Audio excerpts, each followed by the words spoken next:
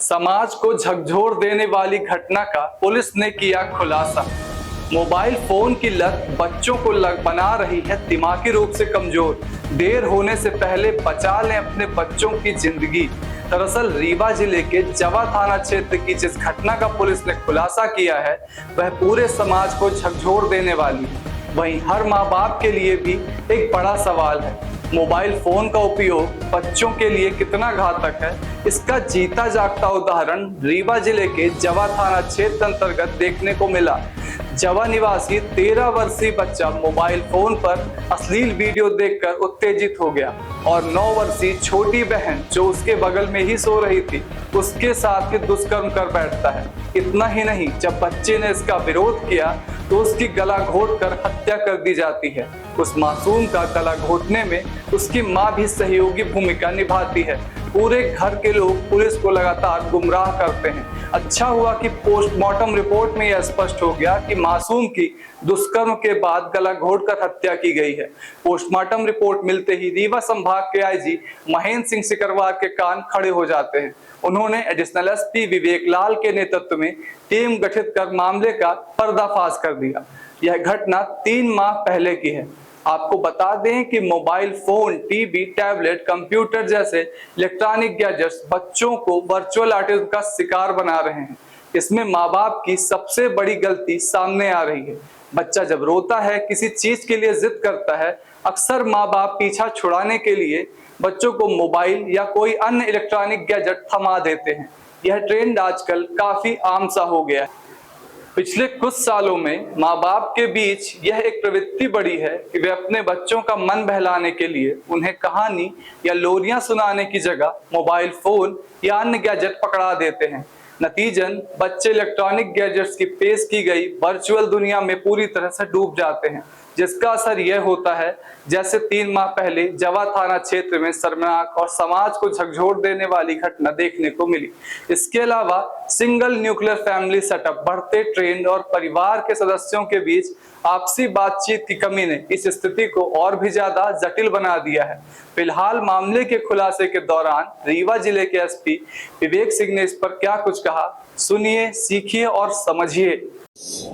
अप्रैल को थाना जवा के एक ग्राम में एक सूचना मिली थी पुलिस को सुबह कि एक 9 साल की बच्ची है जिसके साथ रेप और मर्डर हुआ है, और जिसके आधार पे तत्काल वहाँ पे वरिष्ठ अधिकारी गए थे और पूरे घटना स्थल, पूरे सभी साक्ष्यों के कथन वगैरह लगातार लिए जा रहे थे।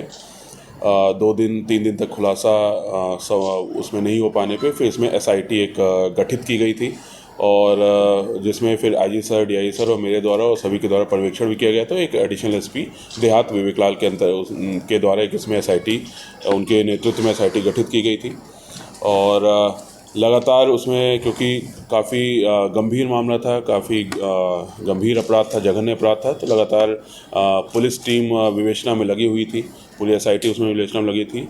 कई सारी चीज़ें हमको, जो पूरा घटना स्थल है, घटनाक्रम है, उसमें बहुत सारे संदेह उत्पन्न हो रहे थे। जो साक्ष्यों के बयान आए थे, खासकर जो परिजनों के बयान आ रहे थे, उसमें बहुत सारे संदेह उत्पन्न हो रहे थे कि जहाँ पे बॉडी मिलना या कोई किसी के आने जाने के निशान ना मिलना, वो सारी चीज़ें हमको संदेह उत्पन्न हो रहा था। फिर भी हम सभी एंगल्स पे लगातार विवेचना उसमें कर रहे थे कि क्या कोई बाहर से आ सकता है, इस प्रकार घटना किया, क्या अंदर का कोई इन्वॉल्व था जिसने बाहर के व्यक्ति के साथ मिलकर घटना किया। और उसी में फिर हमने कुछ साइंटिफिक वो भी साक्ष्य भी एकत्रित किए थे। कुछ हमने टेक्निकल डेटा जो साइबर से संबंधित होता है उसको भी एकत्रित किया था और लगातार करीब 40-50 लोगों से इसमें पूछताछ की गई थी। कई सारे फुटेज जो भी वैसे गांव क्षेत्र है, लेकिन जो दूर दराज के कुछ फुटेज भी हमको मिले थे, उनको भी पूरा एनालिसिस उसमें किया गया था।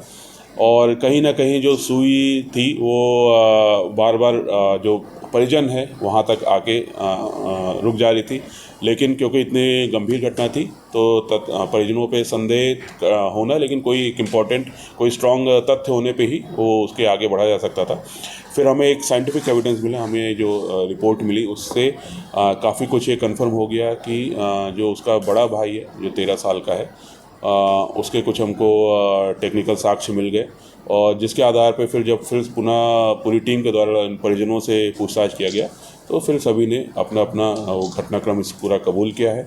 और जो घटनाक्रम ये पाया है कि जो बड़ा भाई था वो मृतिका के साथ वो सो रहा था बाहर आंगन में, और उसकी बड़े भाई की कुछ आदत पड़ गई थी कुछ वीडियो देखने की, जो मोबाइल पे आजकल बहुत ईजिली अवेलेबल है, अश्लील वीडियो हैं, अश्लील साइट्स हैं। तो उसने संभवतः या तो उसी दिन देखा, अभी तो उसी दिन का बता रहे हैं लेकिन हम सारी टेक्निकल जांच उसकी कर रहे हैं, या संभवतः पहले भी देखा होगा। तो उसके बाद रात में उसने अपनी बहन का गला मुंह दबा के उसके साथ गलत काम किया, और उसके उपरांत बहन ने फिर रोना स्टार्ट किया कि मैं अपने पिता को पूरी बात बता दूंगी। तो वो डर गया और फिर अपनी माँ को जगाया। उसी बीच में उसका गला दबाने की भी कोशिश उसने किया। फिर माँ जगी है, माँ जब जगी है तब भी उसको थोड़ी सांसें चल रही थी, लेकिन जो बताया है उन्होंने कि उसके सामने ही फिर उसने पूरी तरह से उसका गला दबा के उसकी हत्या कर दी। और उसके उपरांत फिर दोनों बहनें थी, एक नाबालिग बहन है, एक बालिग बहन है। वो एक नाबालिग बहन शोर आवाज़ सुन के उठी थी तो उसको पूरा घटनाक्रम बताया। फिर एक बालिग बहन अन्य कारण से उठी तो उसको भी पूरा घटनाक्रम बताया। फिर चारों लोग ने मिलके इस घटना को कैसे छिपाया जाए उसके बारे में उन्होंने पूरी प्लानिंग की। शुरुआत में उन्होंने दिग्भ्रमित करने के लिए कहा कि घटना ही ना बताई है, तो उन्होंने कीड़ा काटने का उन्होंने पहले डॉक्टर को बताया कि शायद मेरी बच्ची को या उसको कीड़ा काट लिया है, उससे उसकी मृत्यु हुई है। और फिर उसके बाद किसी ने 2 डॉक्टर के पास गए, पुलिस के पास नहीं गए। फिर एक जगह पे किसी ने इनके ही किसी संबंधी ने देखा कि उसको बच्ची को ब्लड निकला है, और फिर जिसके बाद फिर उन्होंने फिर जब तीसरे डॉक्टर के पास गए, सरकारी डॉक्टर के पास गए, तो उन्होंने फिर उसको बताया कि रेप और मर्डर है इसमें। तो उसके बाद फिर इन्होंने अपने घर पे लाकर और फिर पुलिस को सूचना उसमें दी गई थी और फिर पुलिस की विवेचना उसमें जारी हुई थी। तो इसमें 2 अपचारी बालक हैं और 2 बालिग आरोपी इसमें आरोपी बनाए गए हैं। माँ भी आरोपी है? जी बिल्कुल, माँ भी आरोपी है इसमें। हत्या करने की वजह क्या रही है? हत्या उसने बालक ने उसके साथ रेप किया था और गला दबा दिया था। ऑलमोस्ट उसकी स्थिति खराब थी। फिर उस बच्ची ने ये भी बोला था कि मैं अपने पापा को बता दूंगी, क्योंकि वो बच्ची अपने पापा के बहुत निकट थी और बच्चे को ये डर लग गया कि कहीं फिर उसके पापा उसको मारपीट ना कर दें। ये सारी चीज़ें भी उसके दिमाग में आई। और फिर बच्चे को बचाने की, लड़के को बचाने की, उसमें जो हम एक सामाजिक कारण भी इसमें समझ में आ रहा है कि एक लड़का है, 4 लड़कियां हैं, तो एक कारण वो भी हो सकता है कि इस पूरी घटना को इस प्रकार से अंजाम दिया गया है।